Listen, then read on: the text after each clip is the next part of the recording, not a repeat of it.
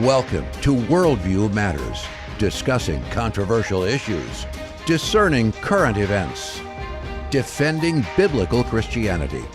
No topic off limits. And now, here's your host, David Fiorazo.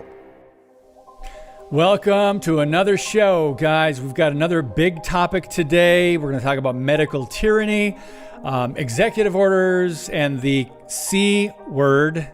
You know what that is, and maybe even the jab. But I really want to emphasize that the purpose that we do these shows for is so you can be equipped, so you can understand what's going on, not only in our culture, but in the medical communities. And that's what we've got to, unfortunately, be more aware of, and about advocacy, having an advocate when someone goes into the hospital. We'll talk about these today with our guest, Scott Schara. The website is ouramazinggrace.net. Scott is Grace's dad. His 19-year-old daughter with Down syndrome was killed by the actions of unethical medical personnel. The story is he had to watch his daughter die on FaceTime because he was prevented from being with her in the hospital. And no doctor or nurse would help save her because of an illegal DNR, do not resuscitate order, placed on Grace without the family's consent. Scott is the president of Our Amazing Grace's Light Shines On, Incorporated, a nonprofit 501c3 established to provide grants to individuals, including their family, and organizations who will shine God's light as Grace did. Again, the website is ouramazinggrace.net. We're going to hear more about the story and get into some details and things that you need to be warned about and aware of right now. We welcome Scott Schara. Hey, brother, thank you so much for being on Worldview Matters. Well, thanks for having me, David. It is really good to see you. Yep, good to have you. And we got a lot to catch up on. You and I have talked a lot. You just had me on your podcast last month. But we've got to go back and retell your story because we've got a lot of new people that are just finding out about Worldview Matters in the audience. They don't know who you are. They don't know what you went through. Now, take us back to, well, even before December of 2021. Take us back to Grace being such an amazing, high-functioning young woman who's also a child of God, believer in Christ, who happened to have Down syndrome. Well, the two pictures that you had up, I can't help talk about. They get me teary-eyed when I see them. So Grace with the dandelions, oh my gosh.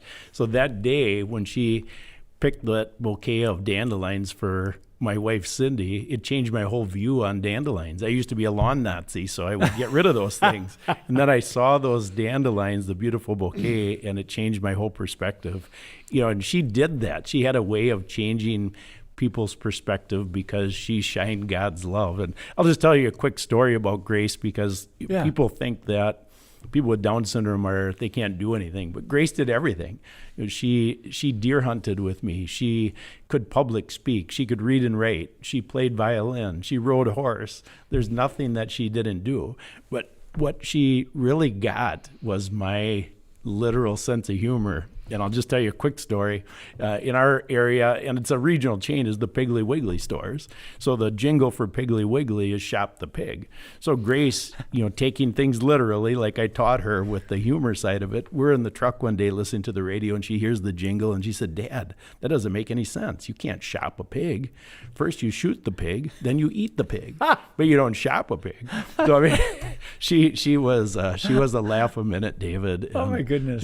She was an absolute joy.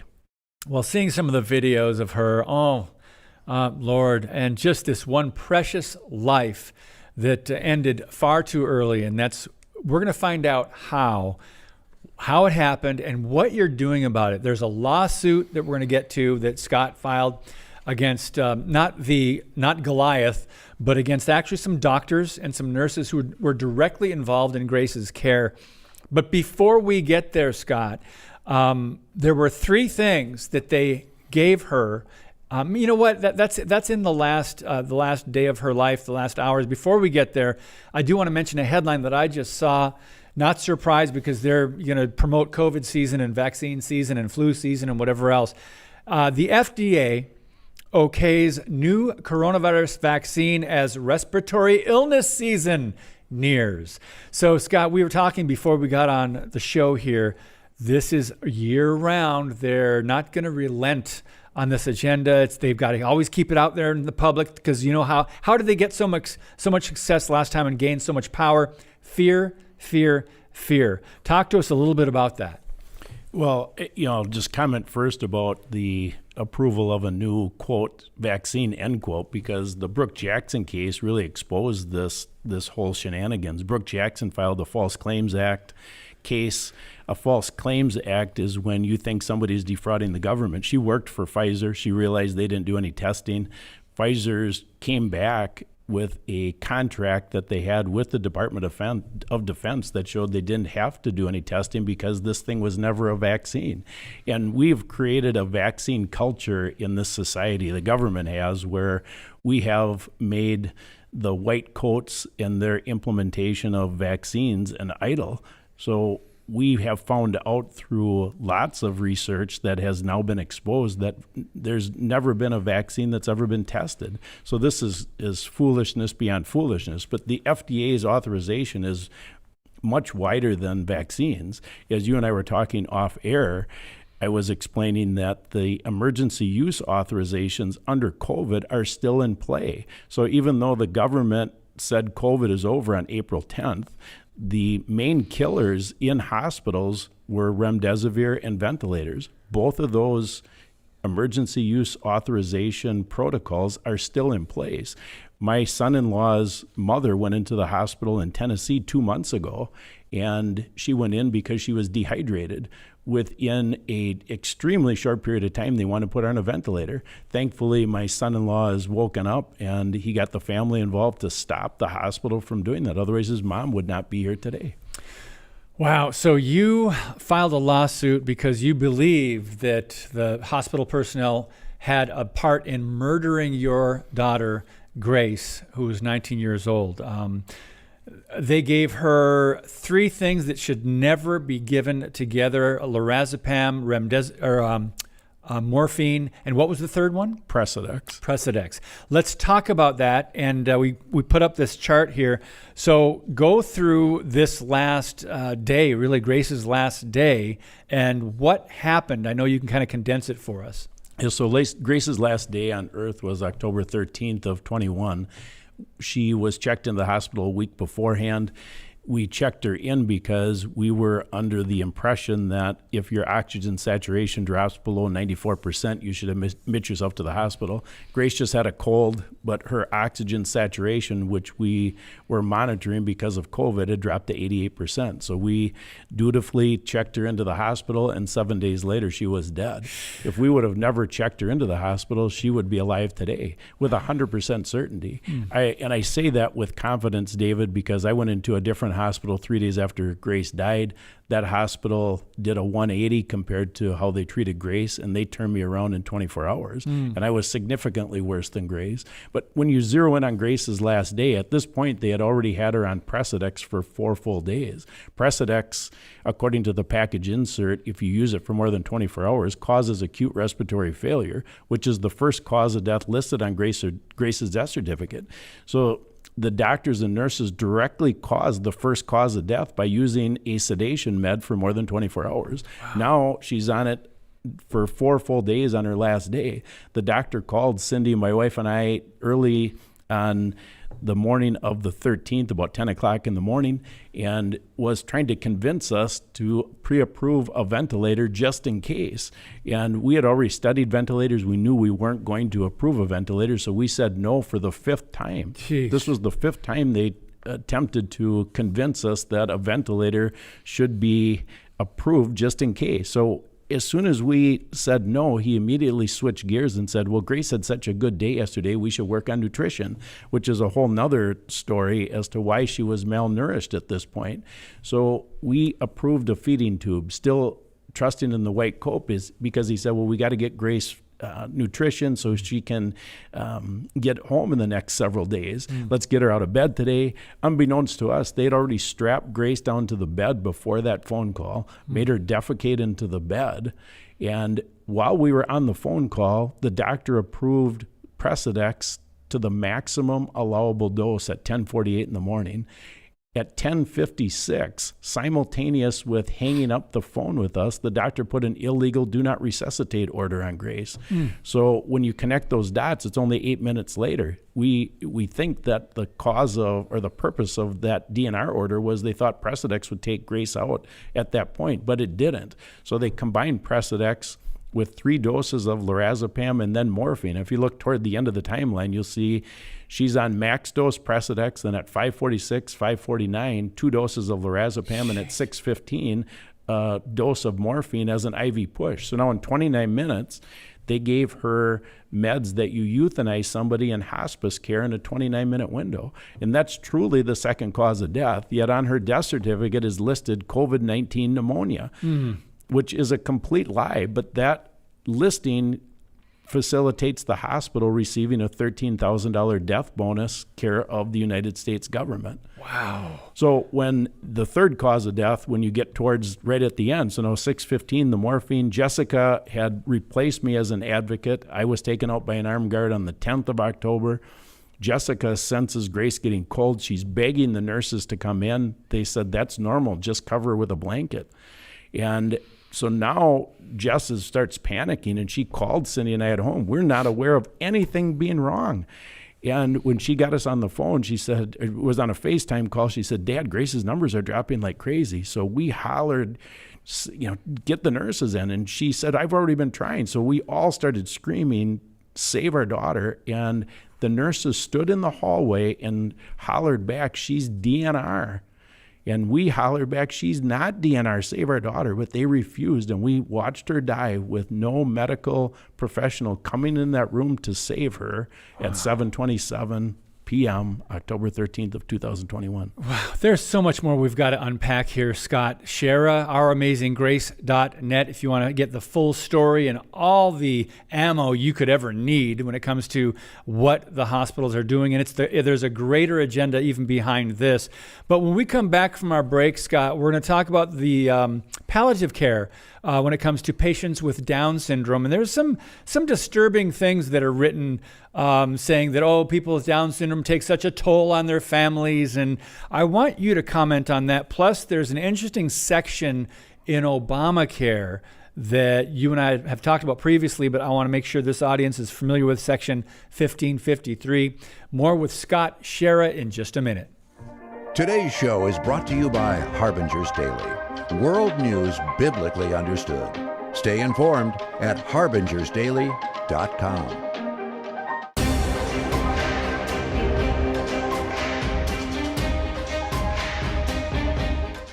Okay, Scott Schara is with us. Before we get to this information that you sent me, Scott, about the fast facts on palliative care for patients with Down syndrome, and then this is the Network of Wisconsin.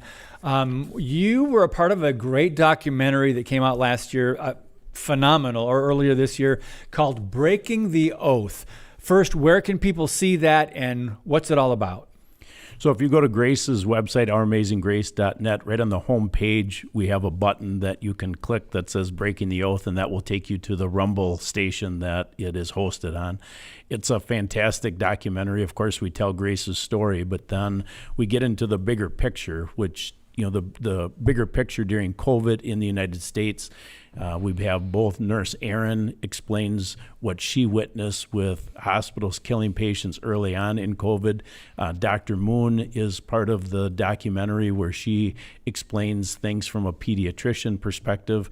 And then the much broader perspective is explained by Vera Sharov, who is a Holocaust survivor, and she does a phenomenal job tying it all together and how we can see that what is happening today in the United States parallels exactly what happened during World War II. And that's a great connection to make, because there is an agenda, and it's about population control.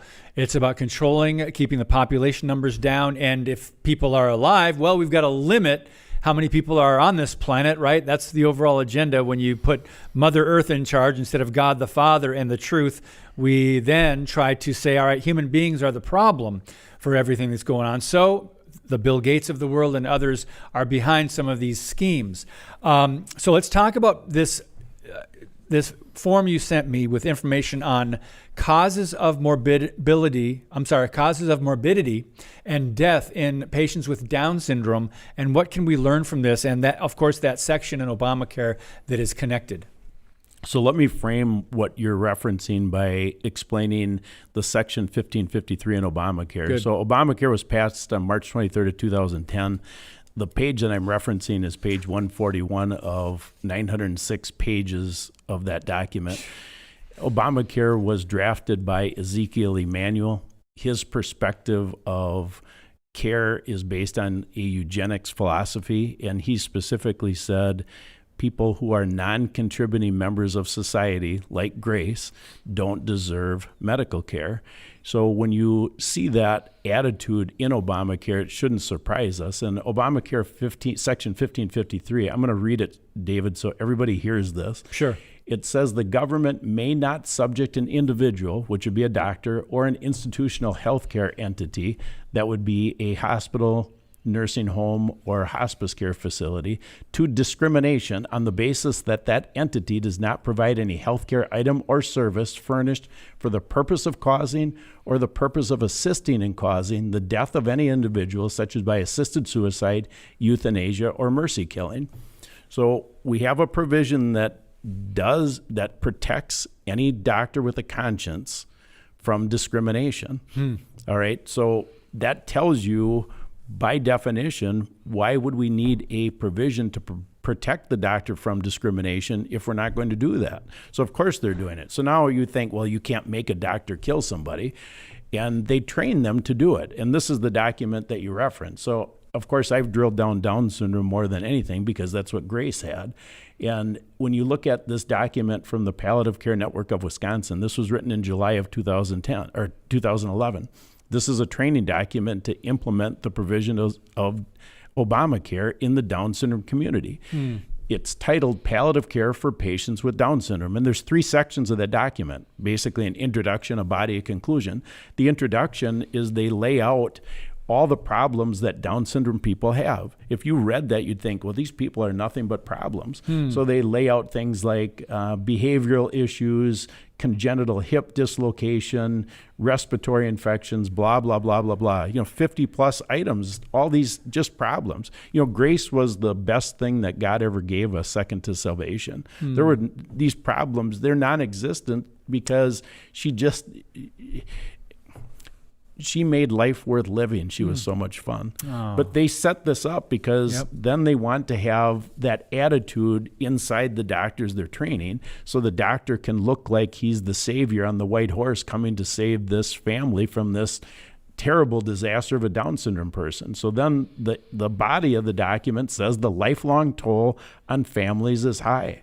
Part of a robust plan of care includes acknowledgement of this toll by healthcare workers. So they laid out all the problems. Look at healthcare workers. These families want to get rid of the Down syndrome person, and it's your job to help them out. Jeez. So then the killing statement is last, the close. Whenever possible, decision makers for people with Down syndrome, that would be the doctors, should be encouraged to use substituted judgment to make key palliative care decisions. All efforts should be made to determine the preferences of the patient. However, because of lifelong cognitive impairment, the views of the person with Down syndrome may not be known. So wrap your head around that and realize that this extends to all the segments of the population that they don't want. The elderly, the people with dementia, et cetera. I mean, fill in the blank. So we get to use substituted judgment for anybody we don't want. I mean, I know what Grace's will was without talking with her. She wants to live. She's no different than you and I. We want to live. And that's God's design for us. We're supposed to want to live. But that's not the will of those that want ultimate power and control, and to control the population, to limit not only who's going to be born through abortion, but also euthanasia is a growing movement. And this, how they've been using the medical community to do evil, is awful. But let's just get a quick update, Scott, on your court case, because you filed a lawsuit. What's the status of that? And I know it takes a lot of work, and it can be taking a lot of time to accomplish anything. Yeah, that's a great question. I'll set the stage for it to let people know the timeline first. So we filed the lawsuit on April 11th. And we filed against Ascension Hospital System, St. Elizabeth's Hospital, 5 doctors and 2 nurses. So that is really extraordinary in that you generally are not filing against the medical staff. And the reason the attorneys encourage you to not file against the medical staff is because it's costly, because now we have multiple sets of attorneys for the defense. But we thought it was so important to do that because these people were directly responsible for Grace's death. And we want the entire country to know that a doctor and a nurse cannot be let off the hook for following protocols. So they can use their excuse, we are following standards of care or NIH protocols. You can't use that excuse. You are responsible for taking care of your patient. And that's why we filed the lawsuit. We think that the lawsuit will facilitate shining light on this evil that we have exposed. All right, so now the lawsuit's filed on April 11th. The doctors, the nurses, and the hospital all had to respond by May 15th. They did. One of the doctors' attorneys filed a motion to dismiss, which the judge heard on July 14th. Thankfully, what he did at that hearing was he scheduled the first ever in the country 3-week jury trial for a death during the COVID era. So we have a 3-week jury trial. The first day is November 4th of 2024, the day before the presidential election. And now at that hearing, he wanted us to file an amended complaint, which we did on July 28th. And then with the amended complaint comes the further motions to dismiss. And what I'd like to, and those are in play right now, so that's what we're working on. I have a meeting with the legal team tomorrow. And I want to comment about a couple of things in the filing for the motion to dismiss, if I can. All right, so what's interesting is, so we have 5 claims in our lawsuit. One of the claims is regarding the illegal do not resuscitate order. And we're asking the judge to make a declaratory judgment. So I'm reading out of the brief filed by the defense attorney right now. So regarding the DNR complaint that we filed, he says, quote, the DNR order should be dismissed because A, the issue is not ripe for adjudication, and or B, the issue is moot because Grace Schara, the subject of the order, is deceased. No, you can't make that up. All right, but it gets worse. All right, so I want to read one more comment from his brief. And what he writes is, and so what they want to do is they want to make Grace's case a medical malpractice claim. And the reason is because the state legislature has built walls around doctors, so you really can't sue them. And so if they can combine everything in medical malpractice, it works well for the doctors. All right, so he wrote, quote, the state legislature's purpose in enacting a statutory scheme, he actually used the word scheme, to govern claims for damages arising out of alleged medical negligence was to encourage healthcare providers to remain in Wisconsin by imposing certain limits on the causes of action that a patient or her family can pursue and the types and amount of damages that can be recovered.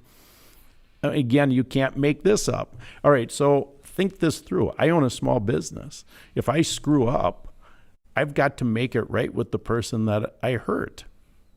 That's God's law, right? The law of choice and consequence. So here they're taking away the consequence to the doctor by state statute. And he's saying that was the purpose of the scheme. Wow. We're just finding out more and more about this. We've heard about doctors being protected and malpractice insurance and everything. I think your angle, the approach that you're using, is really going to be more effective, and I think that's why your attorneys encourage you to take this route. We've just got 3 or 4 minutes left, Scott. Is it too much to just mention what you've been working on in the medical murder chart that you sent my way? It's just fascinating. There's so much. We could talk a couple hours about this, but can you give us an overview of what you've been working on? There it is right there. I can. So my latest research is to unleash the fact that medical murder is the number 1 cause of death in the United States. It has long been medical malpractice is number 3. heart disease is number one at 700,000 deaths a year. Cancer is number two at 600,000, and medical malpractice is number three at 400,000. Wow. But as I've been researching, I realized that it's really not medical malpractice, it's medical murder, because hastening death is murder. And it's way bigger than cancer and heart disease combined. So I put this flow chart together as an introduction, and I want to show you, the old way that we are used to thinking about things. We have a nurse is our advocate, but we knew that, a hospital is not a place to get well. We kind of have an intuitive knowledge of this, but we never thought that they were designed to really kill us. Well, now COVID exposed that.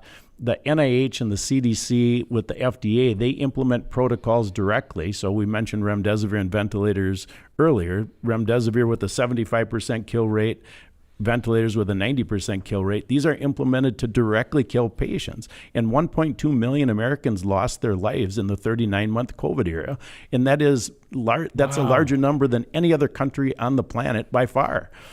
And so you see a direct cause and effect. So now we have nurses no longer advocating for themselves. They're now accomplices. And that's you see what's been exposed during COVID in the blue. I was woken up a couple weeks ago from a dream that God had me lay out what's the future look like, because we are going to have an social credit score, an ESG score. We already have a birth certificate value traded on the exchange, because our country is no longer a country. I mean, I realize this is hard for people to grasp right now, but what's happening is AI is going to determine a customized standard of care for each one of us. Yeah. Wow. And then our death date, as opposed to being determined by God, is going to be determined by AI. Wow. We're going to have you back and talk about that, because this is so extensive, and I'm sure your research. How many hours have you put in now in the last year and a half? Oh, I stopped keeping track. Yeah, you stopped counting the hours of research. But Scott, thousands. I'm going to encourage you to go to the website. It's ouramazinggrace.net, and get familiar with the story. There's a lot of resources on there, a lot of things you can share, things you can print out just to be aware of, to protect yourself and your family. That's one of the reasons Scott is doing this. But just thank you, brother. Thank you for all that you're trying to do to raise awareness. It's sad, but we can't just trust anybody and everybody that's maybe in the medical profession or even big pharma any longer. There's too much money, too much evil going on, and too many agendas that we don't have time to talk about here today. But brother, thank you for being in studio with us, and thanks for being on Worldview Matters. All right, guys, tomorrow you're going to hear a really hard story of a former homosexual.